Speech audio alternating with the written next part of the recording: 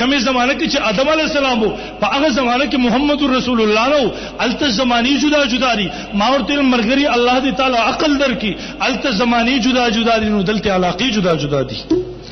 کمزې کې چې امام ابو حنیفه رحم الله مقلدین دي الته شوافی حنابلہ نشته کمزې کې چې شوافی دي الته دا نورو علاقې جدا جدا دي بہرحال محترمو قسم سوالات قسم اشکالات بہرحال محترمو کہ زه شروع کوم خو یو لوی داستان دی خو ها دومره مختصر ویم چې څوک د پزین کې اشکالات دراچي سوالات درخی ورته مرګریا مال جواب ناراضي خپل علماء تبا رجوع کم ازدبه کم ان شاء الله خپل علماء تبا رجوع کم ازدبه کم ان شاء الله به ورته ویم ٹھیک ده کړئ ان شاء الله البته دومره ویم محترمو اخیری خبره کوم به تاسو پزین کې کم اشکالات اعتراضات یا تاسو وایي اخیری خبره کوم خو هدا دینه مخ کی یو خبره یاد وساتئ استادو شمشتو د مونږرالو د مناظره د پاره واپس چې کله لاړو بیا وابیانو پروپاګاندا وکړه و تختیدا وابیانو سب پروپاګاندا وکړه ویل و تختیدا ما ویل ها کور ستاو کور د چاو کور ستاو نخمال ته خزه بچیرا وستیو نخمال ته خپل مدرسه طالبان کتابونه راوړي چې عمرې بال تناسبه عمر د پاره خو نوم راغله اخر خو به زمات تک وو کنه و بیانو کې غټ مرز دار امام المناظرین حضرت مولانا محمد امین صاحب د وکاړوي نور الله مرقدو فرمای زج چرته بیان لاړ شمه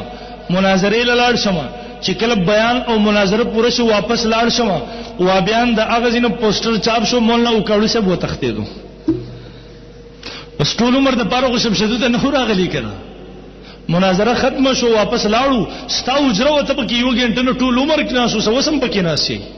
وسم پکې ناسي ځل تقریرونه بیانونه جاری ساتي خو دومره خبر الحمدلله دنیا ولیدا چې کم دلایل تاسو خپل عوام ته بیانول د دیوبند بچو د امام ابو حنیفه رحم الله د روحاني اولاد مخ ته تاسو د جرأت ونه کو چاغه پیش کړي ځکه هغه دلیل نو ځکه هغه دلیل نو بلکې هغه وسوسې وي چې تاسو راوامو ذهن ته وراچولې وي هغه د شیطان وسوسې وي چې بیا زموږ مخې ته تاسو نشوي بیانولای مونږ الحمدلله دلایل مونږ په جلسه کې ویل شو مونږ په درس کې ویل شو مونږ په مناظره کې ویل الحمدلله او بیا به مو نلم ز تاسو ته ابل ورځ دا یو مرګري زوی راغله وابي غفور خان صاحب زوی راغله هغه ویډیو ما هغه واوریدا ویډیو دنیا ته خیم نخبل وسو ویډیو دنیا ته خیم نو میسج خور کړه الله دی و تختیره او بیا ولال دی 2 غنټه بیانونه الله مونږ خو دلیل پیش کوو خو بس دیوره تکین نه ناستنه ولا کې ټیپ غره مناظره پر پسلور غنټو کې چې سړی یو دلیل هم پیش نکي د بر دین پس دلیل پیش کیا او ما ورته ها آسان خبره ده دا کوم داو چې د لیکل ده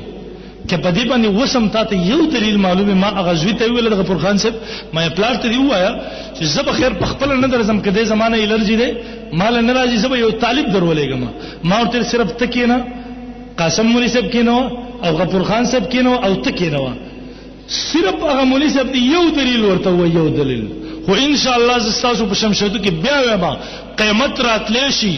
اسرافیل علیہ الصلوۃ والسلام شپلې وهله شي خو ان شاء الله وابي په میدان د مناظره کې یو دلیل ان شاء الله نشي ویلې وابي دلایل وای خو عوام ته وای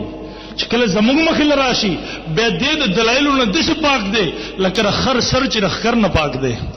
د دلایل عوام ته ویل شي علماء مخې ته نشي ویل الحمدلله دا تاسو ته کې چې ولچا دوکو کې ان شاء الله العزیز مناسي دیم یو بل خبر هم شوه یو بل خبره الته یو مرګره پاسې دو دلته شته دی مولا کې د خوب والا چې کوم مرګره خوب ویل او شته دلته شاوسین صاحب شته یا روسین دومره دی نشته کې نه چې تاسو کې نه د دې خوب ولیدو مرګره پاسې رو بیان وکړو قران راوغستره یو سړی په قران هم تسلی نه کی په والله بالله ثم الله قسم هم تسلی نه کی هغه ما بیګا خوب لیدل دی چې نبی علی السلام بسات خود راغله د وابیانو سره په خپل مناظره کوي انسان سترګي کولاو نشي او وابیانو یو بل خبره وکړه ول هدا ول الشیطان راغله او نعوذ بالله انا لله و انا الیه زم کو وابی مولا په پوری سره دا خبره کوي دا خبره د کوپر خبره ده بخاری شریف دویم جلد سبب 1500 او شپږویا سبب 575 او سبب 576 باندې سلور احادیث موجود دي څومره حدیث اول نمبر حدیث د ابو هريره رضی الله تعالی عنہ ده عن ابي هريره رضی الله عنه قال قال رسول الله صلی الله علیه وسلم ابو هريره رضی الله فرمای نبی علیہ الصلوۃ والسلام فرمایلی دي من رآنی فی المنام چا چې زپ خوب کې ولیدما فسيرى